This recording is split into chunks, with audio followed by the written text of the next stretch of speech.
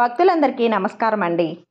దేవి అనుగ్రహం ఛానల్కి స్వాగతం. అమ్మవారి ఆశీస్సులతో ఈరోజు వైశాఖ మాసపు శుక్రవారం రోజున మధుర మీనాక్షి అమ్మవారి ఆలయంలో శ్రీ ఆదిశంకరాచార్యులు శ్రీచక్రం ప్రతిష్ఠించిన ఉదాంతం. అమ్మవారితోనే పాచికలాడి శ్రీచక్రంలో అమ్మవారిని కూర్చోబెట్టిన ఘనుడు. ఈ కథ విన్నా వినిపించిన కోటి జన్మల పుణ్యఫలం దక్కుతుంది. పంచశత శక్తిపీఠాల్లో మధుర మీనాక్షి ఆలయ పీఠం ప్రముఖమైనది. మీనముల వంటి చక్కని విశాల నేత్రాలతో ఒకే ఒక మరకత శిలతో అమ్మవారి విగ్రహం చెక్కబడి ఉంటుంది. ఆకుపచ్చ నీలం కలగలిపిన మరకతమణి శరీర కాంతి ఆ తల్లి యొక్క ప్రత్యేకత. మధురను పాలించే పాండ్యరాజులంతా కూడా ఆ తల్లిని ఆడపడుచుగా, కులదేవతగా, జగజ్జననిగా ఆరాధిస్తారు. దేవి భాగవత పురాణంలో మణిద్వీప వర్ణనల ఆ ఆలయాన్ని పాండ్యరాజులు రూపొందించారు. అంతటి సౌందర్య రాశి చతుష్టష్టి కళా నిలయమై మీనాక్షి కూడా రాత్రివేళ తామస శక్తి స్వరూపిణిగా మారి ప్రాణహింసకు పాల్పడుతుంది. ఆమెను శాంతిపరచటానికి యావత్ భారతంలోని మూల మూలల నుండి వేద పండితులను, ఋద్విక్కులను పిలిపించి యజ్ఞాలు, యాగాలు, క్రతువులు, పూజలు, జపహోమాలు అన్నీ చేయించారు. వారు పూజలు చేస్తూ ఉండగా వారిని కబళించేసింది మీనాక్షి. పాండ్యరాజు నిస్సహాయంగా ఉండిపోయి తమ రాచరికపు కర్తవ్యంగా రాత్రివేళ నగరంలో నరసంచారం లేకుండా నిషేజ్ఞాలు విధించాడు. సంధ్యా సమయానికల్లా ప్రజలంతా తమ తమ పనులన్నీ పూర్తి చేసుకొని రాత్రి కాగానే ఎవరి గృహల్లో వాళ్ళు బందీలుగా మారిపోయారు. ఆపదొచ్చినా అపాయం వచ్చినా వారికి బయటకొచ్చే వీలే లేదు. వచ్చారో నగర సంచారానికి బయలుదేరిన అమ్మవారి కోపాగ్నికి ఆహుతైపోవాల్సిందే. క్షేత్రపాలకుడు, మీనాక్షి హృదయేశ్వరుడు అయినటువంటి సుందరేశ్వరుడు కూడా ఈ విధంగా జరుగుతున్నదంతా సాక్షిభూతనిలా చూస్తూ ఉండిపోయాడు. తన దేవేరి యొక్క తామస ప్రవృత్తిని మాన్పించడానికి తన అంశతో ఒక అవతార పురుషుడు జన్మించాలి. అప్పటిదాకా మౌనంగా వహించి అలా ఉండాల్సిందే. మరేం చేయటానికి ఏమీ లేదని నిర్ణయించుకున్నాడు బోళాశంకరుడు. తన శరీరంలోని అర్ధభాగమైన ఈశ్వరిని అవమానపరిస్తే తనను తాను అవమానపరుచుకోవటమే అవుతుంది. బాహ్యలోకానికి ఆమెను చులకన చేసినట్లే అవుతుంది. ఎలా? కాలం విచిత్రమైనది. ఏ సమయంలో ఏ ప్రాణికి ఏ శిక్ష, ఏ పరీక్ష, ఏ దీక్ష, ఏ సమీక్ష ప్రసాదించాలో ఒక్క మహాకాలుడికే ఎరుక. ఎవరి వంతుకు ఏది వదిలేస్తే అది మంచైనా చెడైనా, జయమైనా పరాజయమైనా అనుభవించి తీరాల్సిందే. ఆదిశంకరాచార్యులు మధురలో అడుగుపెట్టే నాటికి పరిస్థితి ఈ విధంగా ఉంది. పాండ్యరాజు ఆదిశంకరులను అత్యంత భక్తి శ్రద్ధలతో స్వాగతం పలికి తన అంతఃపురంలో సకల సేవలు చేశాడు. అద్భుత తేజస్సుతో వెలిగిపోతున్న యువ బ్రహ్మచారి అయిన ఆదిశంకరాచార్యులు, నేను మధుర మీనాక్షి ఆలయంలో ఈ రాత్రికి ధ్యానం చేసుకుంటాను అని చెప్పాడు. ఆ మాటలు విన్న పాండ్యరాజు పాదాల కింద భూకంపం వచ్చినంతగా కంపించిపోయాడు. వద్దు స్వామి, మేం చేసుకున్న ఏ పాపమో, ఏ శాప ఫలితమో చల్లని తల్లి, కరుణారస సౌందర్య లహరి అయినటువంటి మా మీనాక్షి తల్లి రాత్రి సమయాల్లో తామస శక్తిగా మారి కంటికి కనిపించిన ప్రాణనల్లా బలి తీసుకుంటున్నది. అందుచేత అంతఃపురంలోనే మీ ధ్యానానికి ఏ భంగం రానివ్వకుండా సకల ఏర్పాట్లు చేయిస్తాను. మీరు ఆలయంలోకి రాత్రివేళ అడుగు పెట్టవద్దు. అసలు అంతఃపురం నుండి బయటకు ఎవ్వరూ వెళ్ళరు. పొరపాటున బయటకొస్తే వారు మరునాటికి లేనట్టే లెక్క అని పాండ్యరాజు వేడుకున్నాడు. ఆదిశంకరాచార్యులు పాండ్యరాజును శతవిధాలా సమాధానపరిచాడు. సన్యాసులకు గృహస్థుల భిక్ష స్వీకరించే వరకే ఉండాలి, కానీ తర్వాత వారు గృహస్థుల ఇంట ఉండరాదు. మేము ఆలయంలోనే ఉంటాం. జగన్మాత అయిన మీనాక్షి అమ్మవారిని మనసారా ధ్యానం చేసుకుంటే తప్ప నాకు సంతృప్తి కలగదు. అడ్డు చెప్పవద్దు అన్నారు. పాండ్యరాజు హతాశుడయ్యాడు.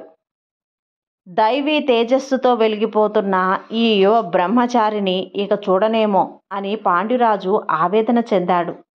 ఆదిశంకరాచార్యను ఆలయంలోకి తీసుకువెళ్ళి తిరిగి అంతఃపురానికి వెళ్ళాడు. పాండ్యరాజుకు ఆ రాత్రంతా నిద్రలేదు. ఆ యువ సన్యాసిని అమ్మవారు బలి తీసుకుంటుందేమో, ఆ పాపం తన తరతరాలకు పట్టి పీడిస్తుందేమో అని నిద్ర రాక అటూ ఇటూ పచార్లు తిరిగాడు. రాత్రయింది. గర్భగుడికి ఎదురుగా ఉన్న విశాలమైన మండపంలో పద్మాసనం వేసుకొని ఆదిశంకరాచార్య ధ్యానంలో కూర్చున్నాడు. మరకత శ్యామ అయిన ఆ తల్లి ఆయన మనోనేత్రాలయందు ప్రత్యక్షమై భృకుటి మధ్య నిలిచి సహస్రంలో ఆసీనురాలై చంద్రకాంతి వంటి వెలుగులతో సుధావర్షధార కురిపించింది. ఆ సమయంలోనే ఆలయంలోని గంటలన్నీ వాటంతటవే మోగసాగాయి. ఆలయంలో అన్ని వైపులా దీపారాధనలోని వెలుగులు దేదీప్యమానంగా వెలగసాగాయి. గర్భగుడిలో మరకతశిల అర్చనామూర్తిలో చైతన్యం మెచ్చి అమ్మవారు మెల్లగా పీఠం నుండి లేచి నిల్చుంది. పాద మంజీరాలు గల్లుమన్నాయి. సుందరేశ్వరుని వైపు తిరిగి వినమ్రంగా నమస్కరించింది. కర్ణతాటకాంకాలు దగదగా మెరుస్తూ ఉండగా ఆమె ధరించి ఉన్న ఎర్రని రంగు పట్టుచీర, బంగారు జరి అంచుల కుచ్చిళ్ళు నేలపై జీలాడుతూ పుడమి తల్లికి స్వాంతన చెప్తున్నట్లుగా, కోటి వెన్నెలలు రాసిపోసినట్లుగా చిరునవ్వుతో ఆ తల్లి గర్భగుడి ద్వారం వైపు వద్దకొచ్చి లిప్తకాలం ఆగింది. ఎదురుగా విశాలమైన మండపంలో ధ్యాన సమాధిలో ఉన్న యువయోగి ఆమె విశాల నేత్రాలతో దృష్టి పదంకొచ్చాడు. ఎవరతడు? ఈ అద్భుత తేజస్సేమిటి? నుదుట విభూది రేఖలు, అందులో కుంకుమ బొట్టు, మెడలో రుద్రాక్షమాలలతో బాలశివునిలా ఉన్న ఆ యోగిని చూస్తుంటే తనలో మాతృ మమత పెళ్ళుబొక్కుతున్నదేమిటి? ఈవేళప్పుడు ఆలయంలో ఉన్నాడేమిటి అని ఆశ్చర్యం కలిగింది. క్షణకాలమే ఇదంతా. గర్భగుడి గడప దాటిన ఆ తల్లిపై ఒకానొక ఛాయారూప తమస్సు ఆవరించుకున్నది. ఆమెలో సాత్విక రూపం అవతరించింది. తామసిక రూపం ప్రాణం పోసుకుంటోంది. మరకత శ్యామ కాస్త కారుమబ్బు రంగులోకి మారి భయంకర దృష్టాంకరాల వందనంతో దిక్కులను సైతం మృంగేసే భయంకరమైన చూపులతో అడుగు ముందుకేస్తోంది.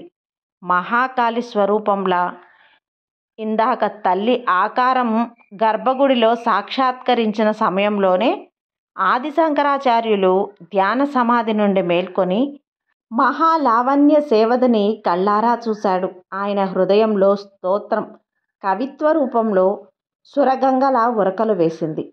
ఆమె తామస రూపంగా మారినప్పటికీ ఆయనకు ఆ తల్లి మనోజ్ఞ రూపంగానే కనిపిస్తోంది. కన్నతల్లి అందమైనదా కాదా అనుకోరు కదా. కన్నతల్లి కన్నతల్లే, అంతే. అప్రయత్నంగా ఆయన స్తోత్రం చేశాడు. అడుగు ముందుకేస్తూ ఆయనని కబళించాలని చూస్తున్న ఆ తామసమూర్తికి ఆ స్తోత్రం అమృతపు జల్లులా చెవులకు సోకింది. దంష్టాన కరళా వందనంతో రేఖామాత్రపు చిరునవ్వు ఉదయించింది. స్తుతిస్తున్న డింబకుని భక్తి పారవస్యానికి ఆశ్చర్యపోయింది ఆ తల్లి.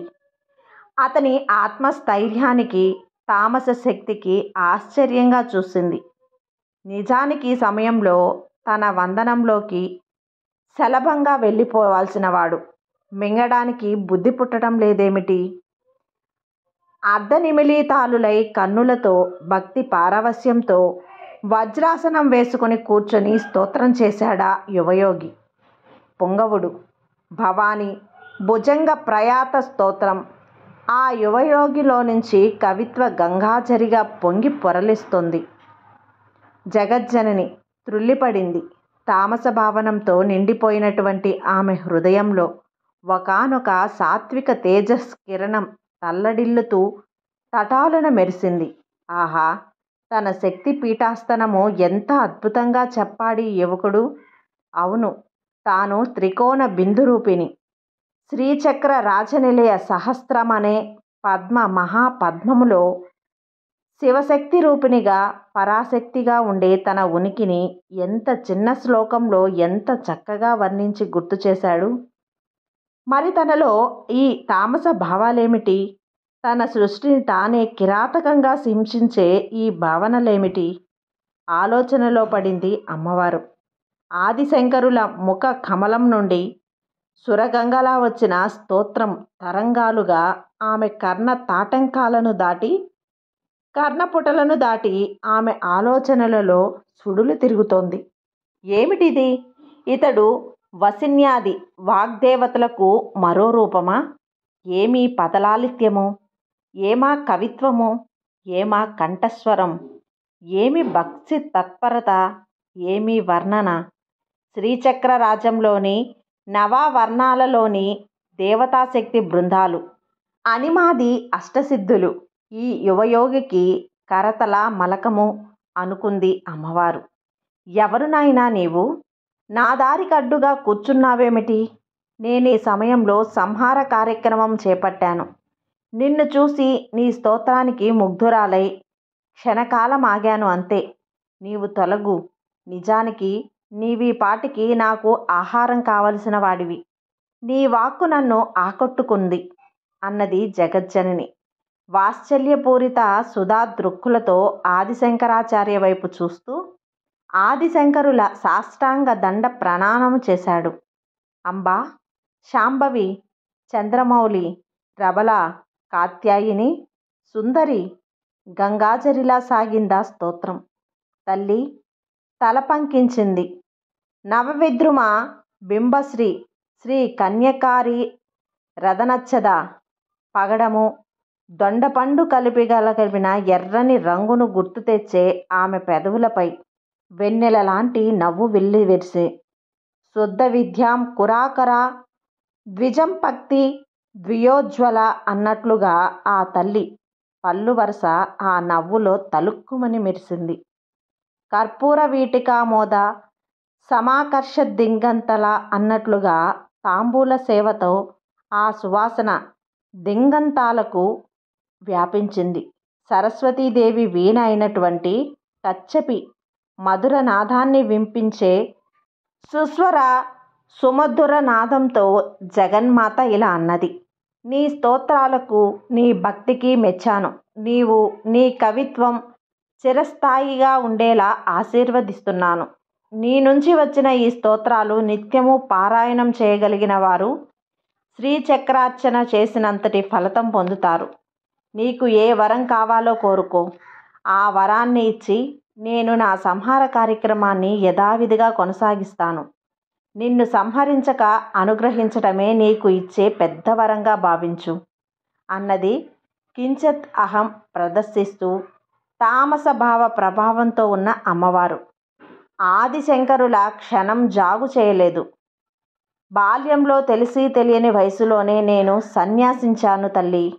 నా పేరు శంకరుడు. దేశాటనంతోనూ వేదాంతాలకు భాష్యాలు వ్రాయటంలోనూ ఇన్ని సంవత్సరాలు గడిచిపోయాయి. బాల్యావస్థ దాటిపోయి యవ్వనం వచ్చేసింది. ఇది కూడా ఎంతకాలం తల్లి?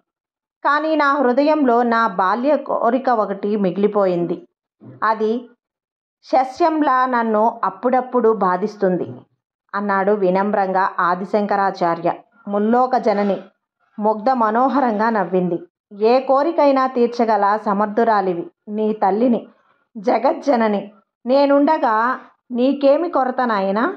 అడుగు. నీ కోరిక తీర్చి నేను నా సంహార కార్యక్రమానికి వెళ్ళిపోతాను అన్నది. ఇంకా ఆమెలో తామసీ వాసన బలం తగ్గలేదు. పసితనము అమాయకత్వము వదలని ఆ యువకుని కోరికకు పక్కున నవ్వింది. సౌందర్యలహరికే సౌందర్యలహరిగా భావిస్తున్నదా నవ్వు. అమ్మా, నాతో పాచికలాడతావా అని పసిపిల్లాడు అడిగినట్టుగా అడిగాడు బాలశంకరుడు. తప్పక ఆడుతాను నాయనా. నీ స్తోత్రంతో, నీ భక్తితో, నీ వినయంతో నీ పట్ల అపార మాతృవాత్సల్యము పెళ్ళుబికిలేలా చేశావు. మరి ఆట అన్నాక పందెమంటూ ఉండాలిగా. నీకు తెలుసో తెలియదో పశుపతితో ఆడేటప్పుడు నేను ఒక నిబంధన పెడతాను. నేను ఓడిపోతే ఆయన ఆజ్ఞ మేరకు సంవత్సర కాలం నడుచుకుంటాను. నేనెప్పుడూ ఓడిపోలేదనుకో. ఈశ్వరుడు ఓడిపోతే నేను వేసే ప్రశ్నలకు వివరంగా విసుక్కోకుండా సమాధానం చెప్పాలి. ఆ ప్రశ్నలు లౌకికమైనవి కావు, ఎన్నో వేదాంత రహస్యాలు. ప్రాణకోటికి సులభతరం కావాలన్న పరోపకార ధ్యేయంతో ప్రశ్నిస్తాను. అట్లా ఏర్పడినవే ఎన్నో దేవస్తోత్రాలు, కవచాలు, సహస్ర అష్టోత్తర శతనామ స్తోత్రాలు. మరి నీ పందెమేమిటి నాయనా అన్నది జగజ్జనని. ఆమెలో పశుపతినే పాచికలాటలో ఓడించే తన నైపుణ్యం తాలూకు కించిస్తూ అహం తొణికిసలాడుతోంది. ఇదంతా గమనిస్తున్న సుందరేశ్వరుడు నిశ్శబ్దంగా లోపల నవ్వుకుంటున్నాడు. ఆమె గెలుపు, తన ఓటమి ఎవరి కోసం? లోక కళ్యాణం కోసం. మౌన ముద్రలో ఉన్న సుందరేశ్వరుని జటాభాగం నుండి ఒకానొక కాంతి కిరణం మెరుపులా వచ్చి ఆదిశంకరునిలో ప్రవేశించడం ఆ తల్లి గమనించలేదు. ఆదిశంకరుల శరీరము, హృదయము క్షణకాలము దివ్యానుభూతికి లోనైంది. శివ, పరమశివ, తల్లితో ఆడే ఆటలో పందెంగా ఏం కోరాలో వాక్కు ప్రసాదించు సుందరేశ్వర అనుకున్నాడు లోపల. అది భావన రూపంగా పరమశివుని నుండి అందింది. పందెమేమిటి నాయనా అని మళ్ళీ అడిగింది అమ్మవారు.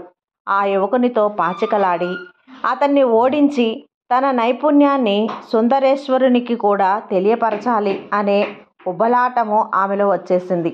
తల్లి, నేను సన్యాసిని. నాకు ధన, కనక, వస్తు, వాహనాలేమీ నాకు అక్కర్లేదు.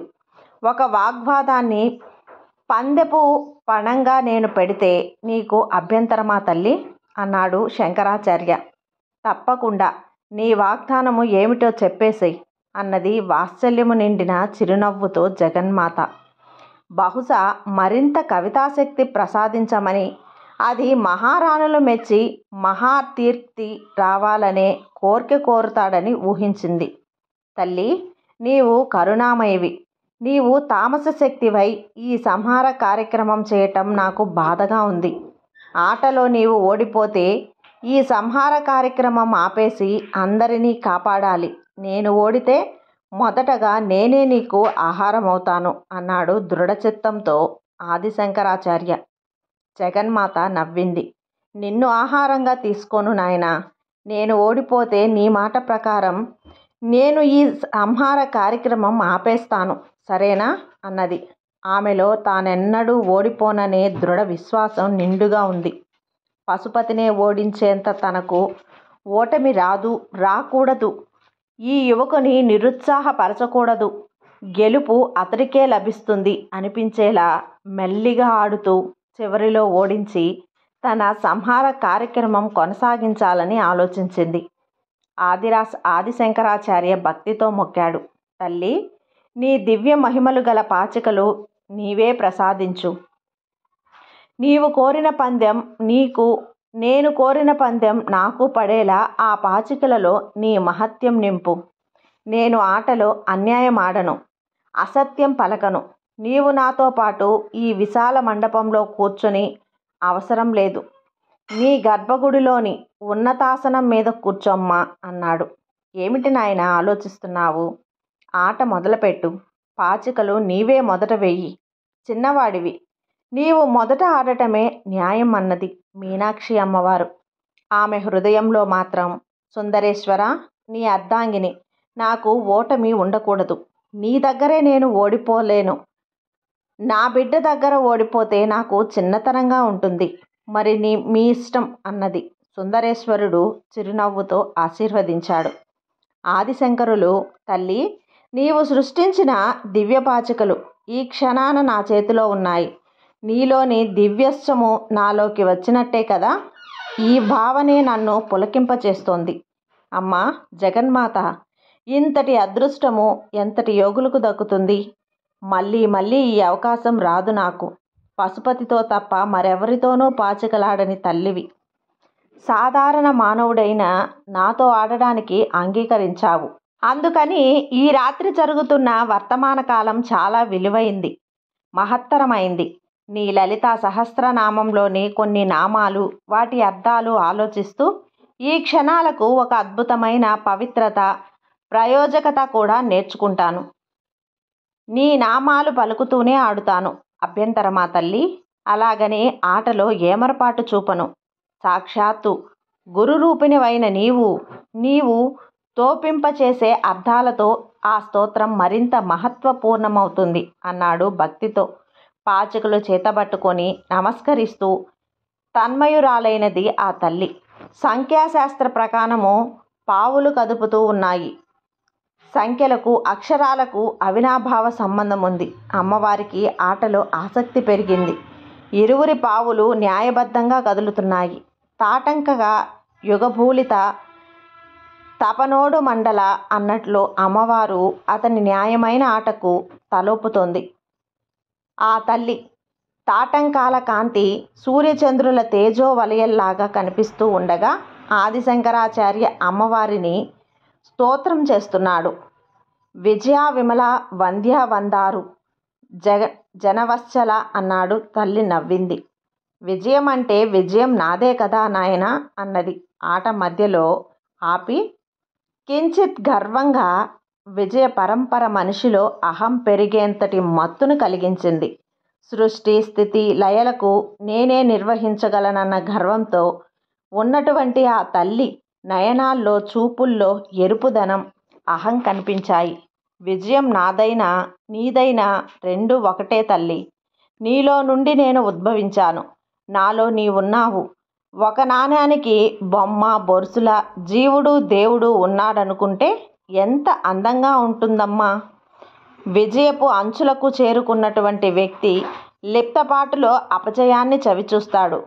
విజయలక్ష్మి చివరి క్షణంలో ఎవరిని వరిస్తుందో, ఎవరిని ఉద్ధరిస్తుందో అదే విజయ రహస్యం. అందుకే నీవు గుప్త యోగినివి, గుప్త తరయోగినివి.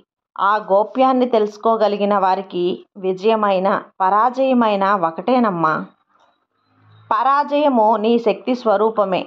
ఆ పరాజయం ఎంతటి నిరాశనిస్తుందో అంతటి పట్టుదలని ఇస్తుంది. ఆ పరాజయం ద్వారా పొందినటువంటి అవమానం ధైర్యం దైవం యొక్క పాదాలను పట్టుకునేలా చేస్తుంది. ఇది మాత్రం విజయం కాదా తల్లి అన్నాడు ఆదిశంకరాచార్య భక్తి పారవస్యంతో అమ్మవారికి మ్రొక్కుతూ. అమ్మవారు దిగ్భ్రాంతి చెందింది. గెలుపోటములు ద్వంద్వాలు సర్వమొకటిగా చూడగల దివ్య అద్వైత స్థితికి చేరుకున్న ఈ యువకుడు కారణజన్ముడు. సర్వము బోధింపగల సమర్థుడు గురువుగా రూపొందుతాడు భవిష్యత్తులో. లోపల అనుకోబోయిన అమ్మవారు వాత్సల్యము పెళ్ళుబికరాగా పైకనేసింది. నాయనా, నీ ప్రతి అక్షరం ఒక కవిత్వమై, ఆ ప్రతి కవితా స్తోత్రమై, ఆ స్తోత్రం ప్రతీది శృతి సమ్మతమై వేదమై వేదవాణి అయి అలరారుగాక. నీవు చేసే పందెం నీవు వేయి.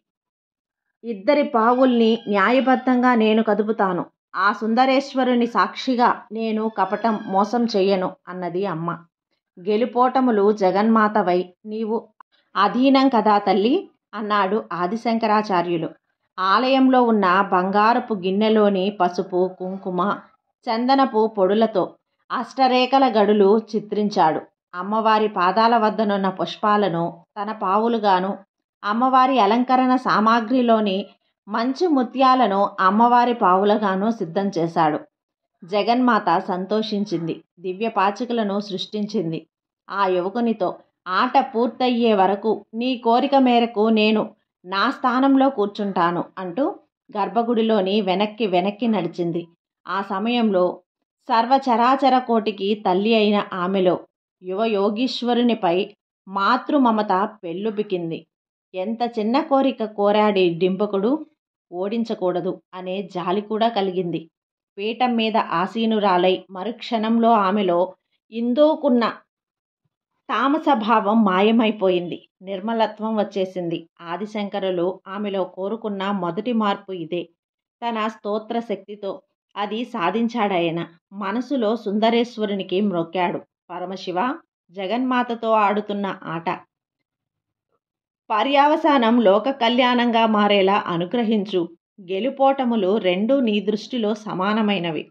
నీవు నిర్వికార్తమూర్తివి. ఈ ప్రాణకోటి హింస అమ్మవారి తామస శక్తి అన్న దాగాలి. అది ఆమె మాతృత్వానికే కళంకం. ఇది అర్థం చేసుకొని నీవు సాక్షిభూతునిగా ఉండి ఈ ఆట నడిపించు అని మనసారా ప్రార్థించాడు. వెంటనే అతని హృదయానికి చందన శీతల స్పర్శ లాంటి అనుభూతి కలిగింది. అది ఈశ్వర కటాక్షమని అర్థమైంది. ధన్యుణ్ణి తల్లి, ధన్యుణ్ణి. నా ప్రతి స్తోత్రంలో నీవు నీ శక్తి అంతర్లీనమై నివసిస్తే చాలు. ఆ బ్రహ్మకీటజనని ఈ క్షణంలో నిర్వనాన టష్కము అనే కవితానంలో శ్లోక రూపంలో పెళ్ళుబికిలి వస్తోంది. నీ ఆశీస్సులతో అది కవిత్వంగా నా హృదయంలో రూపుదిద్దుకుంటుంది అంటూనే నిర్వాణ టష్కంలోని 5 శ్లోకాలు అసువుగా చెప్పేశాడు. ఆ అహం నిర్వికల్పో నికారార రూపో విబుద్వాచ సర్వత్ర సర్వేంద్రియానే నచ నగతం నైవము రిక్న బంధం చింతానంద రూపం శివోహం శివోహం.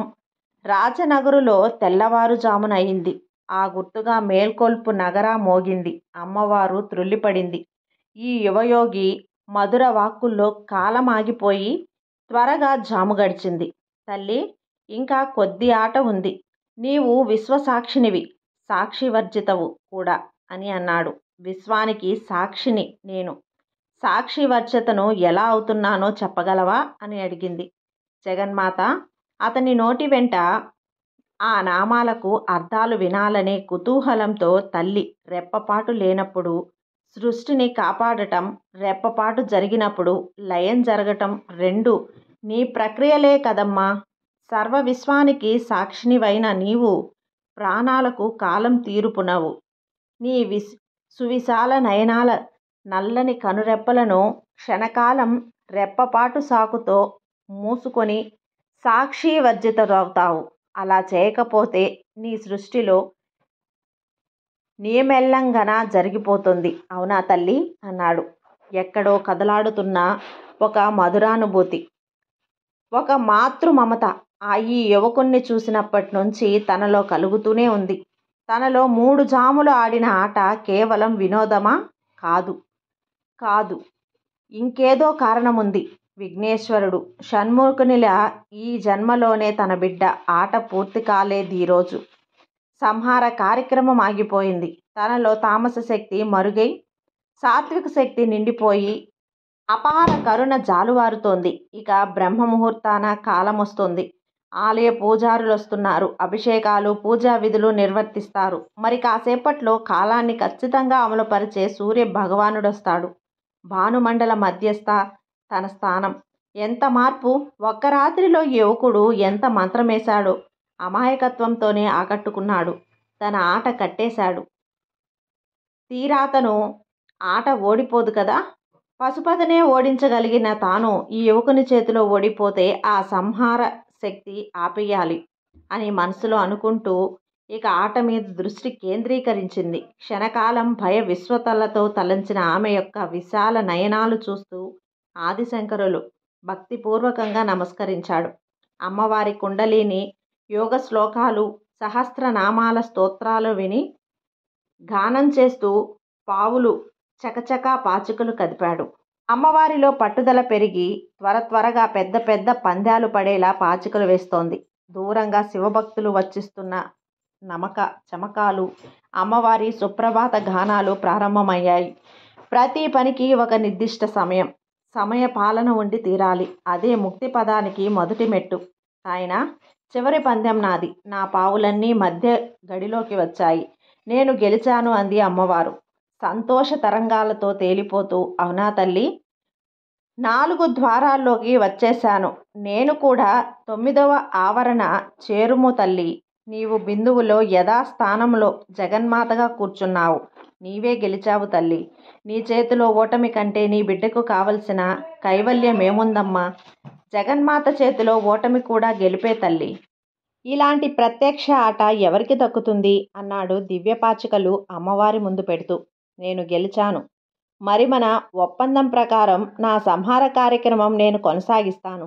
జగన్మాతవైన నాతో పాచికలాడి నీ కోరిక తీర్చుకొని పునర్జన్మ లేని మోక్షాన్ని సాధించుకున్నావు నాయన అంది అమ్మవారు. అవును తల్లి, ఆటపరంగా విజయం నీది. కానీ తల్లి, ఆట వైపు ఒక్కసారి తేరిపారా చూడమ్మా. సంఖ్యాశాస్త్రపరంగా, అక్షర సంఖ్యాశాస్త్రపరంగా, మంత్రశాస్త్రపరంగా గెలుపు నాది అన్నాడు దృఢ స్వరంతో. అమ్మవారు ఏమిటి? సంఖ్యాశాస్త్రపరంగానా అన్నది. ఏది? స్ఫురించని అయోమయ స్థితిలో నవావరణాలతో కూడిన శ్రీచక్ర రూపం. శ్రీచక్రంలోని ఉగ్రబీజాలు మాయమై నీలో తాత్కాలికంగా ఆవహించిన తామస శక్తి మాయమైంది. శ్రీచక్రము నీ దేహమైతే సహస్రనామావళి నీ నామము. నీ అపార కరుణతో ఈ రాత్రంతా నా తపస్సు ధారబోసి నేను ఏర్పరిచిన ఈ శ్రీచక్ర రాజాన్ని నీవు తిరస్కరిస్తావా? నీవు చేసిన ఈ సృష్టిని, నీ ఉనికిని నీవే అర్ధరహితమని నిరూపిస్తావా? అలా చేస్తే ఆస్తికత ఉండక నాస్తికత ప్రబలి సర్వసృష్టి జడత్వములోకి తమస్సులోకి జారిపోదా అంటూ క్షణకాలమాగాడు ఆదిశంకరాచార్యులు. దిగ్భ్రాంతి పొందిన అమ్మవారు మండపంలోకి సృష్టి సారించింది. కోటి సూర్య ప్రభలతో శ్రీచక్రము అక్కడ ప్రతిష్టమై ఉన్నది. తాను చతుష్టిత కళలతో, సోడ కళలతో బిందు త్రికోణ రూపిణిగా కొలువయింది. అద్భుతంగా తనని శ్రీచక్రం అందించాడు. కాదు కాదు, కొలువు చేయించాడు. గెలుపు తనదా? కాదు కాదు, ఆ యువయోగిదే. ఆదిశంకరుడు. అమ్మ, నా మీద ఆగ్రహించకు. ఆగ్రహం వస్తే నేనొక్కడినే బలి తీసుకో. నాకు నీకు సాక్షిభూతుడు సుందరేశ్వరుడు ఉన్నాడు. ఆ పరమశివుడిని కూడా పిలుద్దాం. న్యాయ నిర్ణయము ఆ స్వామి చేస్తాడు. అప్పుడు చూసింది అమ్మవారు సుందరేశ్వరుని వైపు. పశుపతినే పాచికలతో ఓడించిన జగజ్జనని నేను ఒక బిడ్డ చేతిలో ఓడిపోయింది. ఒక్కసారి నీ పాదాల వద్ద నుండి మండపంలో చిత్రీకరించిన ఈ ఆట చిత్రం వరకు నీ విశాల నయనాల చల్లని దృష్టి సారించు తల్లి. 9 నవంతో ఆట ప్రారంభించాను. గుర్తుందా తల్లి? నీవు నాకు ప్రసాదించిన ధారణ శక్తితో మనిద్దరి పందాలు ఒక్కటి కూడా తప్పుపోకుండా ఏకరువు పెడతాను తల్లి. ఒక్క సంఖ్య, ఒక్క అక్షరం పొల్లుపోదు. తప్పు తడబాటు నాకు రాదు. సంఖ్యలకు సరైన బీజాక్షరాలను చూడు తల్లి అన్నది. ఈ విధంగా 44 కోణాలు 9 ఆవరణలు కడిగిన శ్రీచక్ర రాజ చిత్రాన్ని ప్రతిష్ఠతను ఈ ఆట చిత్రంలో చూడవచ్చు. ఈ విధంగా ఆది శంకరాచార్యులు మధుర మీనాక్షి అమ్మవారిని శ్రీచక్రంలో బంధించినటువంటి ఉదంతం. ఈ కథ విన్నా, చదివిన అందరికీ కూడా కోటి జన్మల పుణ్యం కలుగుతుంది.